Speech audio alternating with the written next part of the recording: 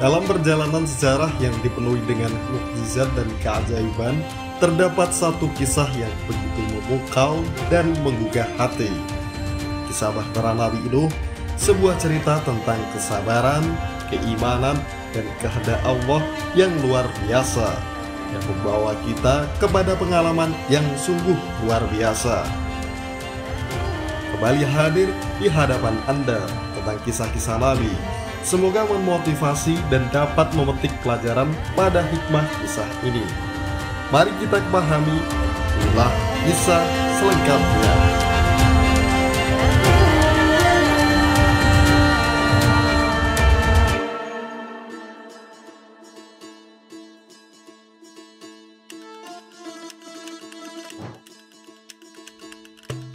Nabi Nuh alaihissalam termasuk orang yang memakmurkan bumi. Beliau hidup selama 950 tahun. Diangkat menjadi nabi pada umur 40 tahun. Sepanjang usianya yang 940 tahun itu, beliau habiskan untuk berdakwah. Kemudian, beliau masih hidup lagi setelah kejadian angin topan. Nabi Nuh adalah orang yang pertama kali membuat kapal laut. Disyaratkannya untuk bekerja apa saja asal halal tanpa mengesampingkan tawakal kepada Allah. Bisa saja Allah mendatangkan azab dengan sebab mendiamkan para pelaku dosa karena adanya sesuatu kemaslahatan yang kita tidak mengetahuinya. Menerangkan akibat buruk dari sifat kufur dan ingkar, yakni dapat menyebabkan turunnya azab di dunia sebelum azab akhirat diberikan. Orang kafir tidak mendapat kasih sayang Allah sebagaimana diberikan orang-orang mukmin. Bahtera Nabi Nuh alaihissalam, kapal penyelamat umat yang taat, kaum Nabi Nuh alaihissalam terus-menerus menentang apa yang beliau dakwahkan. Kadar kekufuran, kejahatan, dan pembangkangan mereka, baik dengan perkataan maupun perbuatan, sudah mencapai puncaknya. Para orang tua apabila melihat anaknya sudah beranjak dewasa selekas mungkin berwasiat agar jangan beriman kepada Nabi Nuh alaihissalam. Hendaklah terus-menerus dan menyelisihi beliau. Maka lengkap sudah kejahatan dan kesalahan yang terkumpul pada kaum Nabi Nuh alaihissalam. Mereka telah kufur dan berbuat kejahatan secara merata. Kaum Nabi Nuh alaihissalam benar-benar durhaka sampai mengingkari kerasulan Nabi Nuh alaihissalam. Di akhirat Nabi Nuh alaihissalam menyimpulkan bahwa pada diri mereka sudah tidak ada harapan kebaikan sama sekali. Maka Nabi Nuh alaihissalam berdoa kepada Allah subhanahu wa ta'ala agar memberikan pelajaran setimpa kepada mereka. Allah subhanahu wa ta'ala berfirman, maka dia Nabi Nuh berdoa kepada Robnya, sesungguhnya diriku telah dikalahkan, maka tolonglah aku. Al-Quran Surat Al-Qamar ayat 100. Nabi Nuh alaihissalam berkata, wahai Robku, janganlah engkau biarkan seorang pun di antara orang-orang kafir itu tinggal di atas bumi. Al-Quran Surat Nuh ayat 26. Perintah membuat bahtera pada akhirnya Allah subhanahu wa ta'ala mengabulkan doa Nabi Nuh alaihissalam. Allah subhanahu wa ta'ala mewahyukan kepada Nabi Nuh alaihissalam bahwasannya akan menimpakan banjir besar pada kaumnya. Untuk itu Allah subhanahu wa ta'ala memerintahkan Nabi Nuh alaihissalam untuk membuat bahtera yang amat besar.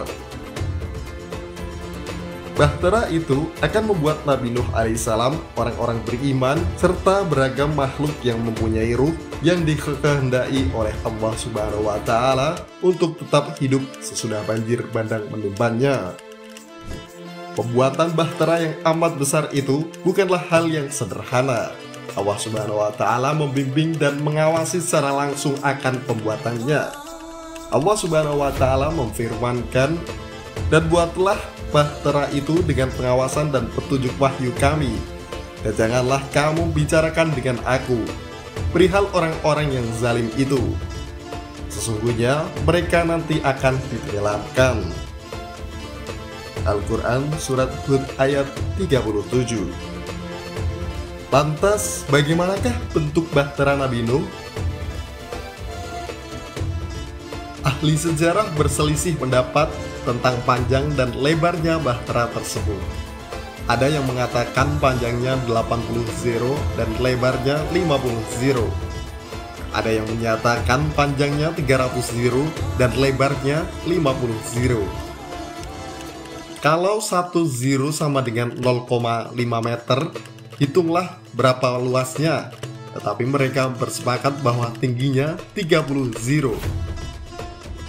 Perahu itu mempunyai 3 lantai. Lantai dasar untuk binatang buas dan merayap, lantai kedua untuk manusia, dan lantai ketiga untuk unggas dan burung-burung.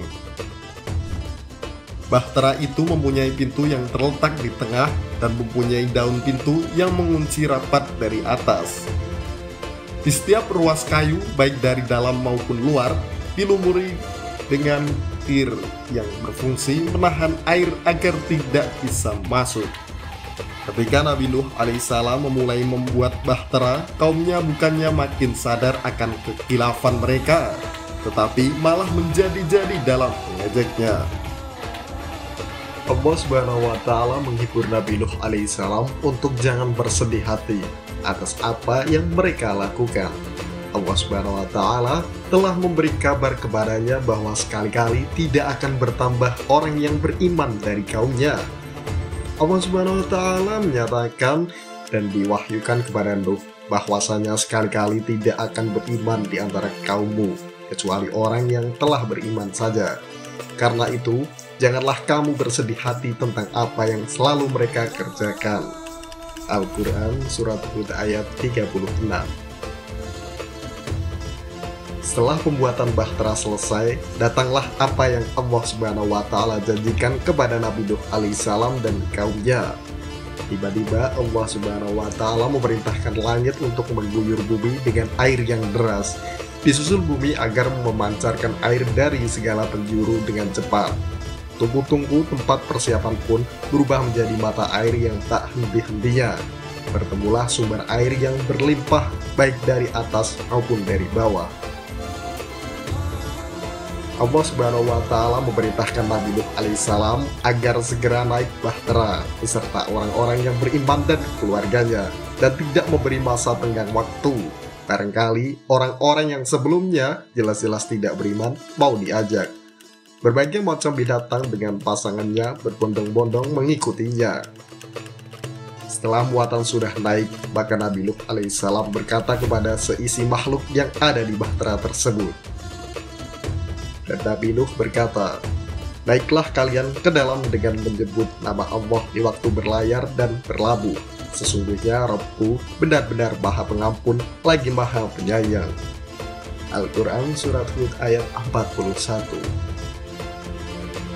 Allah Subhanahu wa Ta'ala memerintahkan mereka berdoa, "Segala puji bagi Allah yang menyelamatkan kami dari kaum yang zalim, dan katakanlah, wahai Rabbku, tempatkanlah kami pada tempat yang berkati, dan Engkau adalah sebaik-baik yang memberi tempat."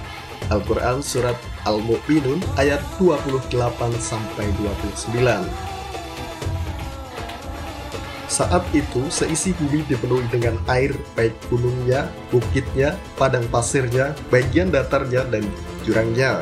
Kebanyakan para ahli tafsir mengatakan bahwa ketinggian air kali itu di atas permukaan gunung yang paling tinggi 15 ziro. Bumi saat itu betul-betul tidak bertepi, semuanya dipenuhi dengan air.